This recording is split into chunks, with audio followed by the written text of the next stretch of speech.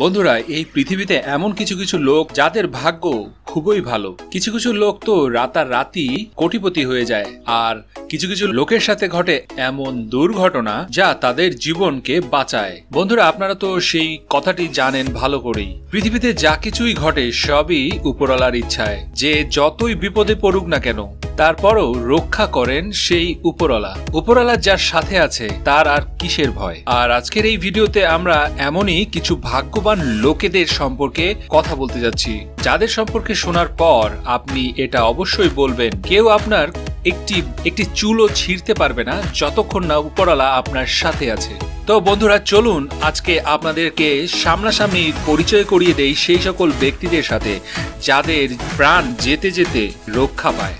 তো বন্ধুরা, চলুন এগিয়ে যায় আমাদের ভিডিওর দিকে। তবে যেতে যেতে একটি মাত্র রিকোয়েস্ট আপনাদের কাছে, আমাদের এই ভিডিওটিতে যদি ভালো লাগে তাহলে অবশ্যই একটি লাইক দিয়ে দিবেন। আর যারা চ্যানেলটিকে এখনো সাবস্ক্রাইব করেননি তারা প্লিজ চ্যানেলটিকে সাবস্ক্রাইব করে আগামী সকল পর্ব দেখার জন্য পাশের নোটিফিকেশন বেলটি প্রেস করে দিবেন। আর এভাবেই বাংলা মিস্টেরিয়াস ফ্যাক্টস এর একজন সদস্য হয়ে যান, আমাদের সঙ্গেই থাকবেন, এভাবেই আমাদের চ্যানেলটিকে সাপোর্ট করবেন।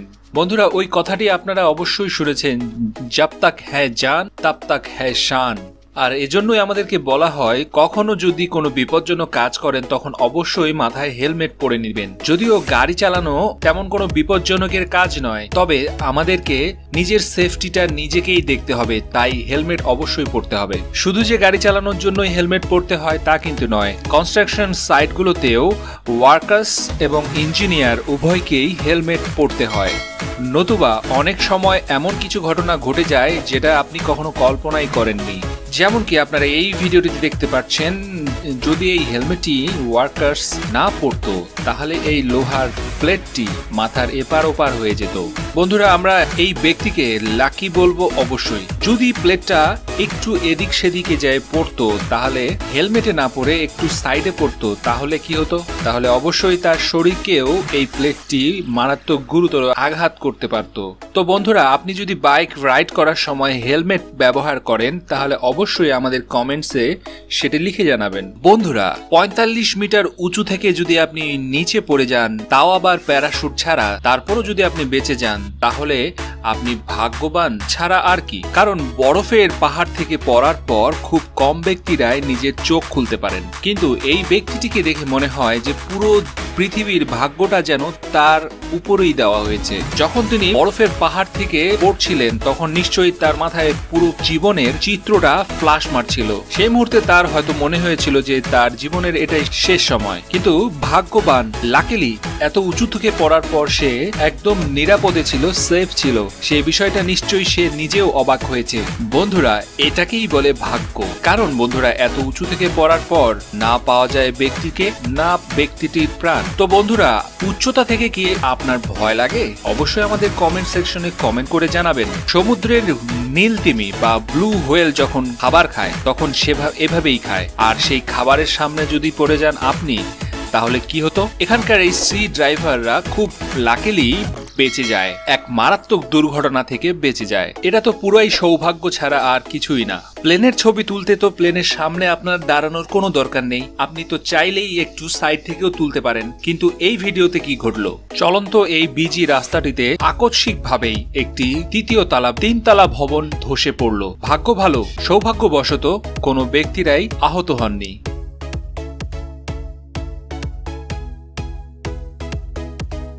সংবাদ সংগ্রহের জন্য রিপোর্টারদেরকে অনেক কঠিনতম জায়গাতেই যেতে হয়, কিন্তু রিপোর্টিং এর সময় অবশ্যই অন্ততপক্ষে রিপোর্টার ভাইরা একটু সাবধানে থাকবেন। একেবারে নাকের উপর দিয়ে কিন্তু বিপদটা চলে গেল। বিশাল আকারের বিল্ডিং ভাঙা হচ্ছে ডিনামাইট দিয়ে, অবশ্যই খুব দেখার জিনিস, কিন্তু বিপদ আসলে বলে কয়ে আসে না। আইস স্কেটিং এর মজা নিতে গিয়ে সৌভাগ্যবশত ছেলেটা বাড়ি ফিরে যেতে পেরেছে। ভিডিওটা দেখলেই বুঝতে পারবেন।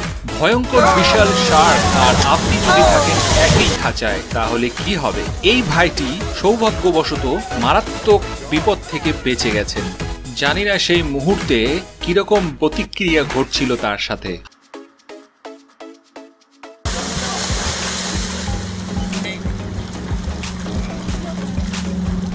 হাই স্পিডে বাইক চালানোর সময় যদি ভাগ্য থাকে ভালো তাহলে এমনটাই ঘটে।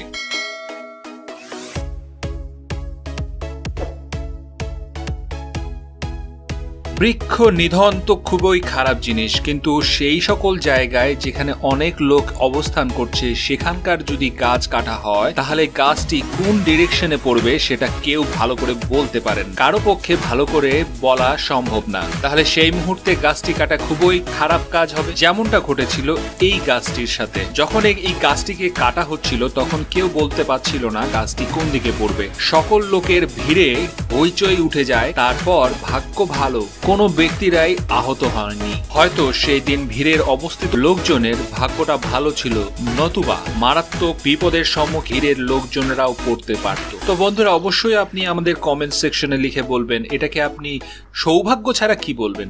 আরেক নজর দেখে নিন বিপদ কিভাবে আপনার সামনে আসে। তাই বলে বিপদ সামনে দেখেও মোবাইলটা কান থেকে সরাতে ভুলে যাবেন না। আর অনেক বেশি স্পিডে টার্ন নেওয়াটা যে কত বিপজ্জনক এই ভিডিওতে দেখলেই বুঝতে পারবেন।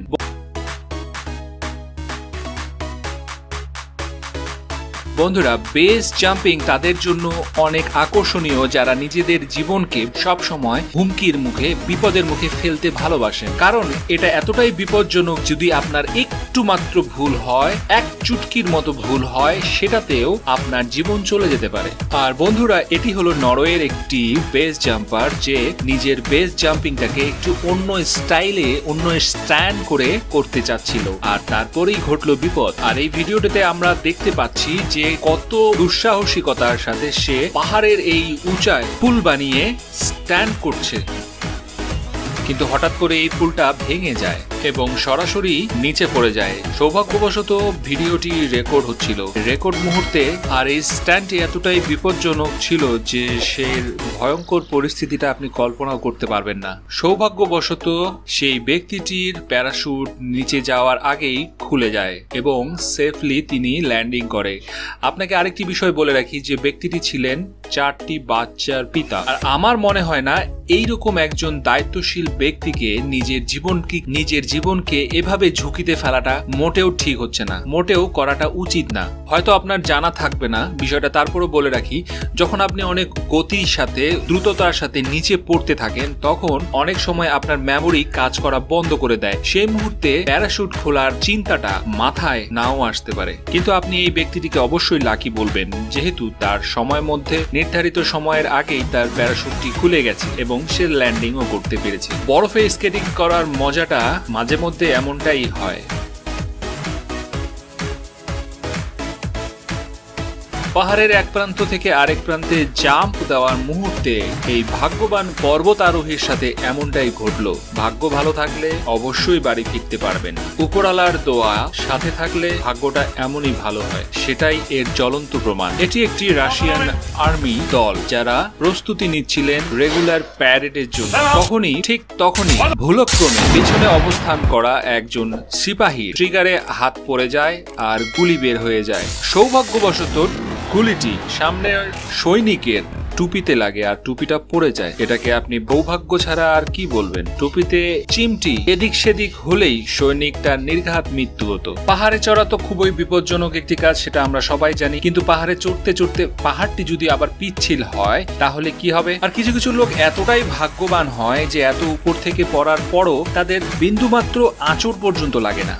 যেমনটা আপনি দেখতে পারবেন এই ভিডিওটিতে, ক্লাইম্বিং করার সময় এই পর্বতারোহী নিজের সেফটি হার্নেস ব্যবহার না করেই ক্লাইম্বিং করছিল, কিন্তু দেখেন ভাগ্যটা এতই ভালো যে যখনই সে সেফটি হার্নেসটা নিজের বডিতে সংযুক্ত করে আর তখনই সে পিছলে পড়ে যায়। তবে সেফটি হার্নেস ব্যবহার করার কারণে সে বিন্দুমাত্র আঁচড় পর্যন্ত পায়নি। আর বন্ধুরা, আপনারা অবশ্যই বুঝতে পারছেন যদি লোকটি এখান থেকে পড়তো তাহলে কি হতো। ভয়ঙ্কর দানবীয় শার্কের সাথে ফটো সেশন, ছবি তোলা, মাঝে মাঝে এরকম বিপদেও পড়তে হতে পারে। লাকিলি সে বেঁচে যায়, নতুবা তার মারাত্মক আঘাতের সম্ভাবনা ছিল। যান্ত্রিক ত্রুটি তো সকল যন্ত্রেরই ঘটে থাকে, যেমনটা এই ট্রেনিং প্লেনটির সাথে ঘটেছিল। ভাগ্য ভালো ছিল, সে বেঁচে গেছে।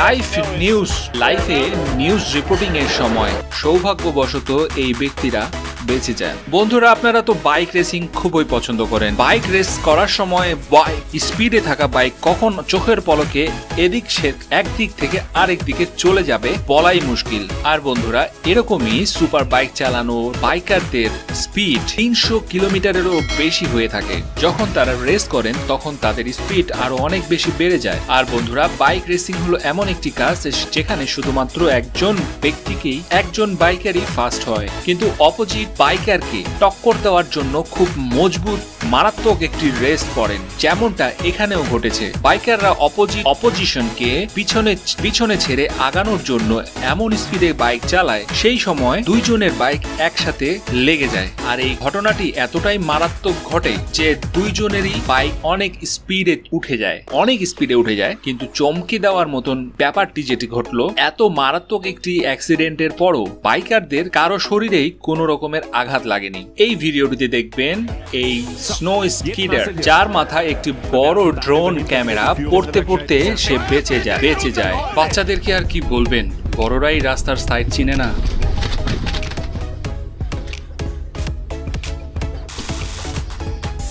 স্টেডিয়ামে খেলার মুহূর্তে অনেক সময় অনেক দর্শকই ঢিল ছুঁড়ে মারে, ঠিক আছে, কিন্তু এখানে যেটা ছুঁড়ে মেরেছিল সেটিকে একজন প্লেয়ার মাঠ থেকে সরিয়ে ফেলতে যায়, তারপরই দুর্ঘটনাটা ঘটে। সৌভাগ্যবশত কেউ কোনো আঘাতপ্রাপ্ত হয়নি বা কোনোভাবেই আহত হয়নি। সৌভাগ্য একেই বলে। বলটি ঠিক দর্শকটির মাথার সামনে দিয়ে যায়, অর্থাৎ নাকের ডগা দিয়ে যায়। যদিও দর্শকের মনোযোগটি ছিল অন্যদিকে, তার নজর বলের দিকে মোটেও ছিল না। ভাগ্য ভালো থাকলে এমনটাই হয়। তো বন্ধুরা, ভিডিওটি কেমন লাগলো?